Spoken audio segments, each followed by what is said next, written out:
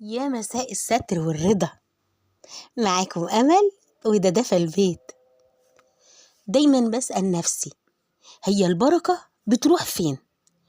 وليه ساعات بنحس إن مهما عملنا لسه في حاجة ناقصة؟ وأنا بحط العدس في الحلة أو بغسله أو بقلبه على النار، اكتشفت إن البركة عمرها ما كانت في الكمية. البركة في الرضا. حبة عدس، حبة بطاطس، مية بتغلي على نار هادية، بس لما يتحطوا بحب بيبقوا عزومة ستر من ربنا.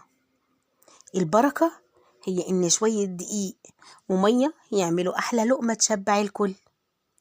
هي إن الضحكة حوالين الطبلية بتنسي تعب اليوم كله. وأنا بقشر البطاطس أو وأنا ببص في الجنينة اللي رجعت تخضر تاني بعد ما دبلت، أفهم إن الرضا ده مغناطيس للرزق فعلا. طول ما القلب بيقول الحمد لله على القليل، ربنا بيوسعها علينا من حيث لا نحتسب. حتى باب البيت وهو بيتفتح وصوت حد داخل يقول ريحة الأكل طالعة لحد بره، تحس إن البركة دي مش في الأكل بس، دي في اللمة، في الأمان، في دفى البيت. والنهاردة أكلة بسيطة بس ريحتها فيها بركة زمان، وطعمها فيه رضا لمتنا. تعالوا نسمي الله ونشوف سر البركة في دفى البيت إيه.